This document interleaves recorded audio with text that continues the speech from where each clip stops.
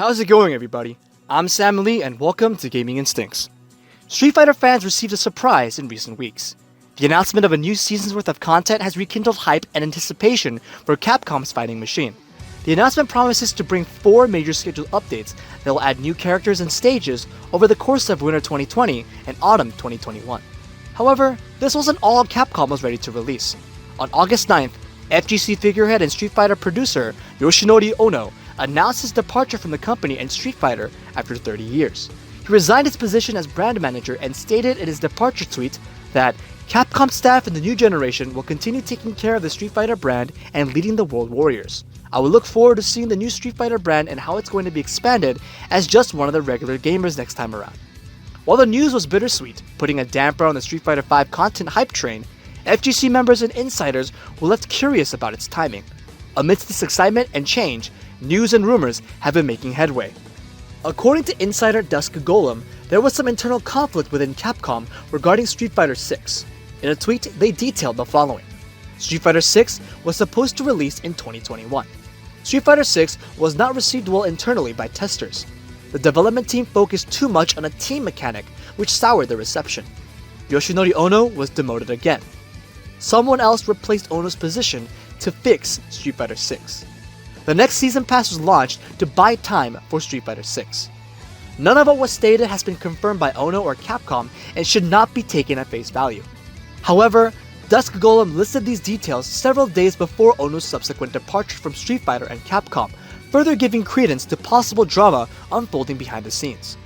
Ono announced his departure in a bittersweet yet positive spin, detailing his time with Capcom and Street Fighter. To people that weren't paying attention, this may have seemed out of the blue, but with how rumors were unfolding, things added up too neatly. This next section is wild speculation and should be taken with a grain of salt, especially if more news comes to light in the future. Dusk Golem's tweet mentioned Ono's demotion again. To those unaware, this might refer to Capcom's press release earlier this year. In the release, there was a section dedicated to changes in duties of corporate officers as of April 1st, 2020. Yoshinori Ono's name is listed there. It mentioned his current duties: corporate officer, deputy head of esports business division, and general manager of management department 2, and the new duties assigned to him: esports executive producer. It doesn't specify if Ono was cleared of his previous duties and relegated to the esports executive producer and brand manager roles, or if he really took on more roles. Insiders believe in the former, which may have led to his departure from Capcom after his rumored second demotion after working on Street Fighter VI.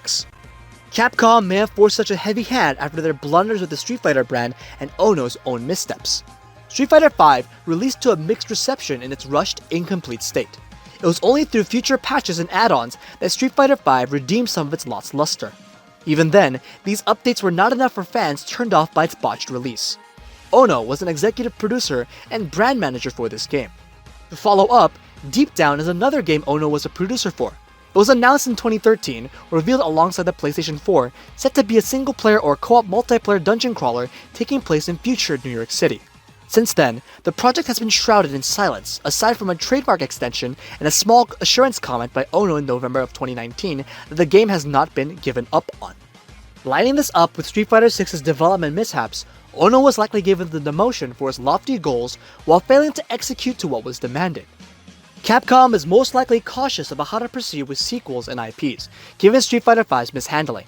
This may explain the sudden Street Fighter V update, giving the development team more time to fix up Street Fighter VI for its inevitable launch.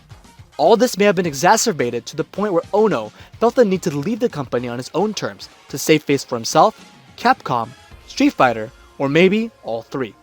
Whatever the issue may be, the situation remains murky. Kind of like the Street Fighter VI release date. This has been Gaming Instincts. If you like what you saw, be sure to check out our website and subscribe to not miss out on upcoming content on all things gaming. Thanks for watching. Until next time.